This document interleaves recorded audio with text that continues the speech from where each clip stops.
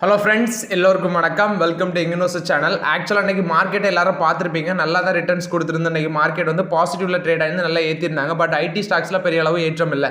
So Nifty 50 பார்த்தீங்கன்னா இன்றைக்கி ஒரு 385 பாயிண்ட்ஸும், சென்செக்ஸ் ஒரு 1240 பாயிண்ட்ஸும், நிஃப்டி பேங்க் ஒரு 576 பாயிண்ட்ஸும், நிஃப்டி ஐடி ஒரு 35 பாயிண்ட்ஸும், பிஎஸ்சி ஸ்மால் கேப் ஒரு 455 பாயிண்ட்ஸும் பாசிட்டிவ்ல க்ளோஸ் பண்ணியிருக்காங்க. ஆக்சுவலாக இன்றைக்கி எஃப்ஐஎஸ் வந்து வாங்கியிருந்தாங்க, டிஏஎஸும் வாங்கியிருந்தாங்க. எஃப்ஐஎஸ் வந்து ஒரு 110 கோடிக்கு வாங்கியிருக்காங்க.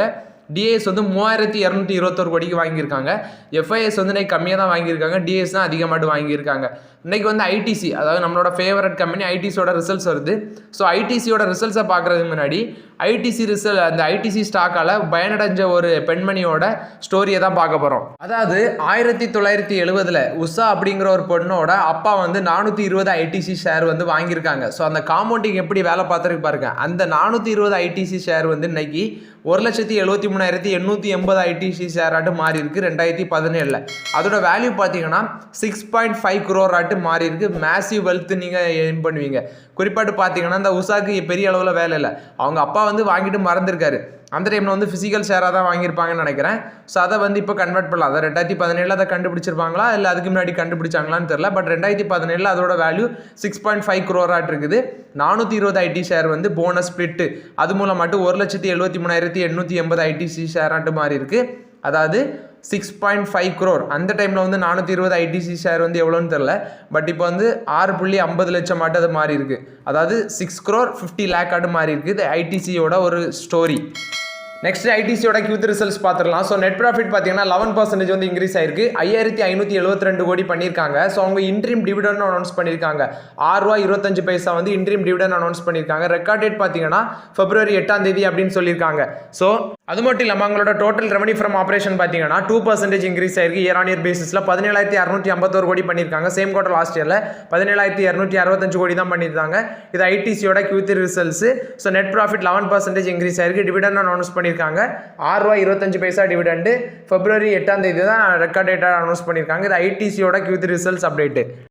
நெக்ஸ்ட் பார்த்தீங்கன்னா அந்த பஜாஜ் ஃபினான்ஸ் வந்து Q3 ரிசல்ட்ஸ் அனௌன்ஸ் பண்ணியிருக்காங்க. அவங்க வந்து 3,638.95 கோடி நெட் ப்ராஃபிட் பண்ணியிருக்காங்க. 22.4% வந்து இன்க்ரீஸ் ஆயிருக்கு அப்படின்னு சொல்லியிருக்காங்க. அது மட்டும் இல்லாமல் அவங்களோட நெட் இன்ட்ரெஸ்ட் இன்கம் பார்த்தீங்கன்னா 7,655 கோடியாக இருக்குது. சேம் குவார்டர் லாஸ்ட் இயரில் 5,922 கோடி பண்ணியிருந்தாங்க.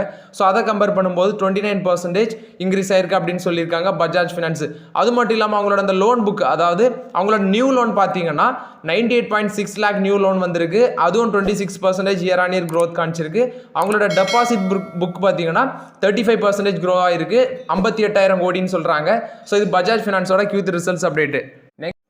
நெக்ஸ்ட் கெயில் கம்பெனி, அதாவது India one of the largest natural gas company, இவங்க வந்து Q3 ரிசல்ட்ஸ் அனௌன்ஸ் பண்ணியிருக்காங்க. 703% வந்து profit year on year jump ஆயிருக்கு அப்படின்னு சொல்லியிருக்காங்க. அதாவது சேம் குவார்டர் லாஸ்ட் இயரில் 397 கோடி பண்ணியிருக்காங்க. இப்போ வந்து 3,193 கோடி பண்ணியிருக்காங்க. ஸோ அவங்களோட ரெவன்யூ அடி வாங்கியிருக்கு. குறிப்பாட்டு 3.3% year on year revenue decline ஆயிருக்கு. 35,940 கோடி பண்ணியிருந்தாங்க.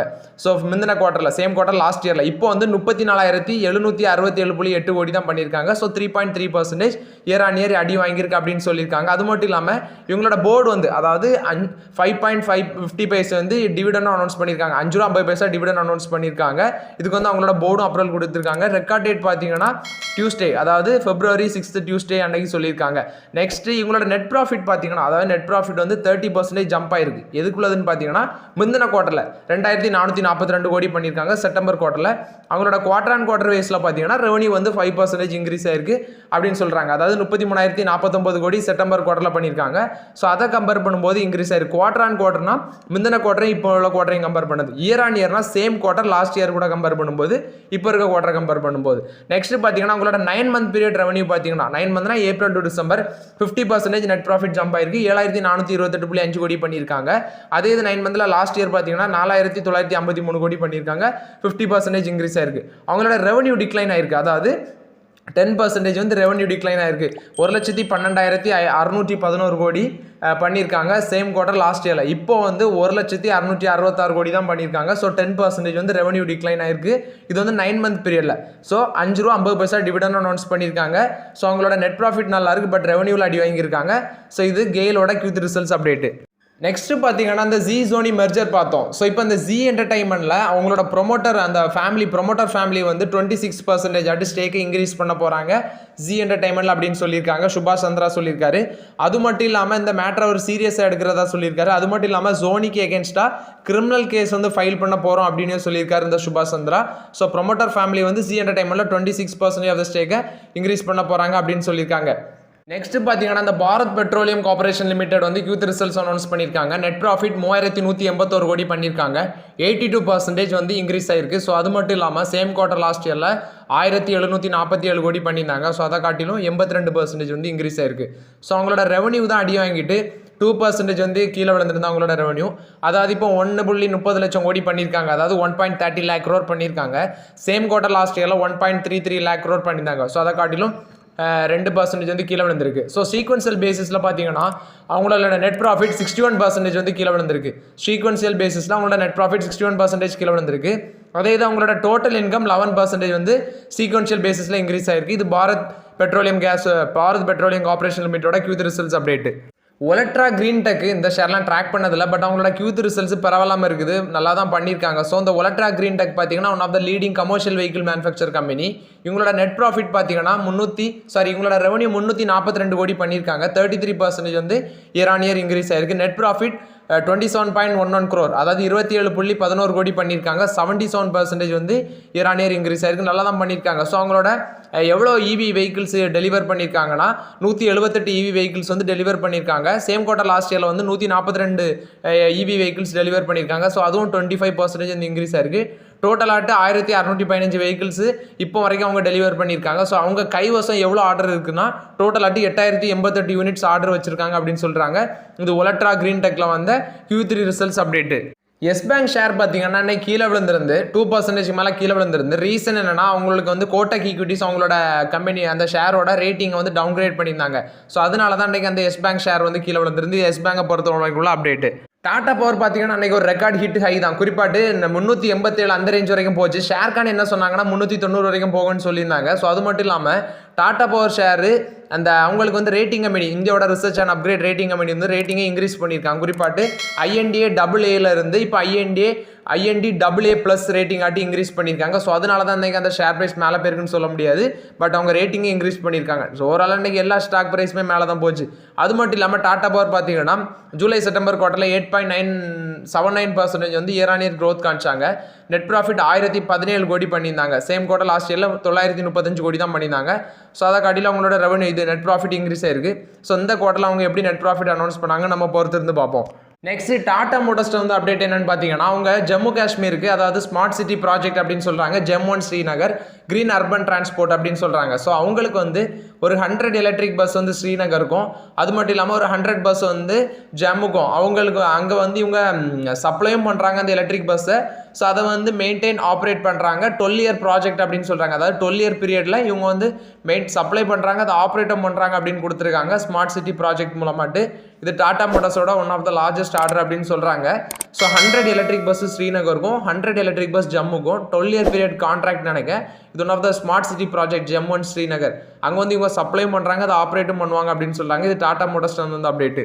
நெக்ஸ்ட் டாடா ஸ்டீலில் வந்து அப்டேட் என்னன்னா இவங்க வந்து அவங்களோட வைஸ் பிரசிடென்ட் அவனிஷ் குப்தா என்ன சொல்கிறாருன்னா அவங்களோட அந்த ப்ரொடக்ஷன் டார்கெட் வந்து 10 இயர்ஸில் 40 மில்லியன் டன் இருக்கும் அப்படின்னு சொல்கிறாரு. டாடா ஸ்டீலோட vice president Avanish Gupta 40 million tonne வந்து 10 வருஷத்தில் நாங்கள் ப்ரொடக்ஷன் பண்ணுவோம் அப்படின்னு சொல்கிறாங்க. இது டாடா ஸ்டீலில் வந்து update. Adani green energy Q3 results announce பண்ணியிருக்காங்க. நெட் ப்ராஃபிட் பார்த்தீங்கன்னா 148.54% இன்க்ரீஸ் ஆயிருக்கு அப்படின்னு சொல்கிறாங்க. 256 கோடி நெட் ப்ராஃபிட் பண்ணியிருக்காங்க. சேம் குவார்ட்டர் லாஸ்ட் இயரில் 103 கோடி பண்ணியிருக்காங்க.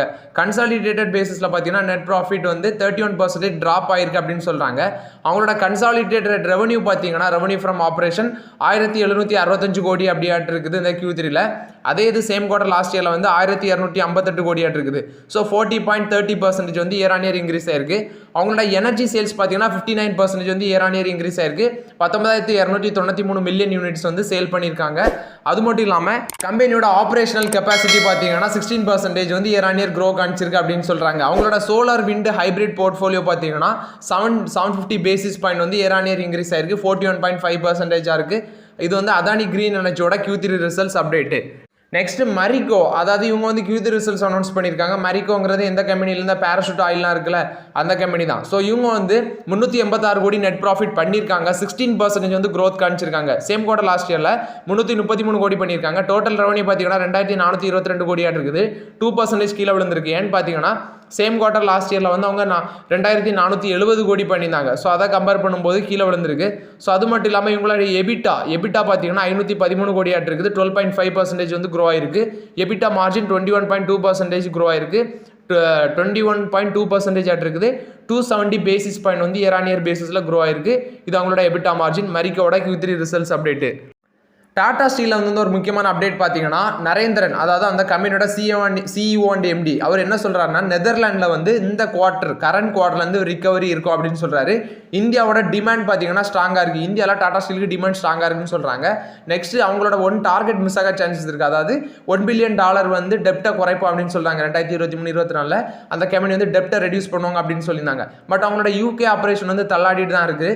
ரீசன் என்னன்னா அவங்க பிளாஸ்ட் ஃபர்னான்ஸை க்ளோஸ் பண்ணி எலக்ட்ரிக் ஃபர்னான்ஸுக்கு எலக்ட்ரிக் ஃபர்னான்ஸ் மட்டும் ப்ரொடக்ஷன் பண்ண போறாங்கன்னு சொல்லியிருந்தாங்க. ஸோ அது வந்து ஒரு 9 months கிட்ட எடுக்கும் அதுலேருந்து மீண்டு வரதுக்கு அப்படின்னு சொல்றாங்க. பட் அவங்க யூகே ஆப்ரேஷன் தள்ளாடுது. இந்தியன் டிமாண்ட் ஸ்ட்ராங்காக இருக்கு. நெதர்லாந்து வந்து இந்த குவார்டர்லேருந்து மீண்டு வந்துருவாங்க. பட் அவங்களோட $1 பில்லியன் கடன் குறைக்கிறது கொஞ்சம் கஷ்டம் அப்படின்னு சொல்றாங்க. இது டாடா ஸ்டீலோட டிவி நரேந்திரன் சிஎன்எம்டிஓ அவர் தான் சொல்லியிருக்காரு. இது டாடா ஸ்டீல வந்து அப்டேட். நெக்ஸ்ட் இந்த ஏயு ஸ்மால் ஃபினான்ஸ் பேங்க் போட்டு இன்னைக்கு 10% அடிச்சு கீழே தள்ளியிருந்தாங்க. ரீசன் என்னன்னா அவங்களோட அசட் குவாலிட்டி வந்து இந்த Q3 ரிசல்ட்ஸ்க்கு அப்புறம் குறைஞ்சிருந்தா அப்படின்னு சொல்லியிருந்தாங்க. அது மட்டும் இல்லாமல் இந்த SBI கார்டு 5% அடிச்சிருந்தாங்க. ரீசன் என்னன்னு பார்த்தீங்கன்னா Q3 ரிசல்ட்ஸ் வந்து எஸ்டிமேஷன் பண்ணதை மிஸ் பண்ணியிருந்தாங்க. அதாவது எதிர்பார்த்த அளவு இல்லை அப்படின்னு சொல்லி அந்த ஷேர் பிரைஸ் அன்னைக்கு அடிச்சிருக்காங்க. ஸோ இந்த 2 ஷேர் பிரைஸ் அன்னைக்கு போட்டு பொழந்து கட்டியிருந்தாங்க. ஸோ அது மட்டும் இல்லாமல் ரிலையன்ஸ் பார்த்தீங்கன்னா அன்னைக்கு 19 லட்சம் கோடி மார்க்கெட் கேபிட்டலை ரீச் பண்ணியிருந்தாங்க. 19.2 lakh மார்க்கெட் கேபிட்டலை ரீச் பண்ணியிருந்தாங்க ரிலையன்ஸ். ஸோ இது ரிலையன்ஸ் இண்டஸ்ட்ரீஸ்ல வந்து update. Bharat electronics Q3 results announce பண்ணியிருக்காங்க. நெட் ப்ராஃபிட் வந்து பார்த்தீங்கன்னா 40% வந்து இன்க்ரீஸ் ஆயிருக்கு. 860 கோடி பண்ணியிருக்காங்க. இந்த கம்பெனி ஆக்சுவலாக one of the defence sector, PSU defence sector company. இவங்க வந்து டிவிடெண்ட் அனௌன்ஸ் பண்ணியிருக்காங்க. 70 பைசா டிவிடெண்ட் அனௌன்ஸ் பண்ணியிருக்காங்க. ஸோ இந்த டிவிடெண்ட் பார்த்தீங்கன்னா 30 நாளில் பே பண்ணுவாங்க அப்படின்னு சொல்றாங்க. 70 பைசா டிவிடெண்ட் 40% வந்து ப்ராஃபிட் இன்க்ரீஸ் ஆயிருக்கு. 859 கோடி பண்ணியிருக்காங்க. சேம் குவார்டர் லாஸ்ட் இயர்ல 613 கோடி பண்ணியிருக்காங்க. இவங்களோட கம்பெனி ரெவன்யூ பார்த்தீங்கன்னா 4162 கோடி இருக்கு. சேம் குவார்டர் லாஸ்ட் இயர்ல 4153 கோடி பண்ணியிருக்காங்க. ஸோ இவங்களோட எபிட்டா வந்து 24% இன்க்ரீஸ் ஆயிருக்கு. 1072 கோடியாட்டு இருக்குது. சேம் குவார்டர் லாஸ்ட் இயர்ல வந்து 863 கோடியாக தான் இருந்துச்சு. அவங்களோட மார்ஜின் வந்து அப்படி ஃபிளாட்டாக இருக்குது. அதாவது சேம் ஆட்டே இருக்கு. 26% இருக்கு. இது பாரத் எலக்ட்ரானிக்ஸோட Q3 results update. So okay friends, ஆக்சுவலாக மார்க்கெட் நியூஸ் ப்ளஸ் வந்து இன்டர்நேஷனல் நியூஸ் ப்ளஸ் வந்து சில இன்ட்ரெஸ்டிங் நியூஸ்லாம் பார்த்தோம். ஸோ இந்த வீடியோ உங்களுக்கு பயனுள்ளதாக இருந்துச்சுன்னா இந்த வீடியோ லைக் பண்ணுங்க, சப்ஸ்கிரைப் பண்ணுங்க, கமெண்ட் பண்ணுங்க. Okay friends, thank you.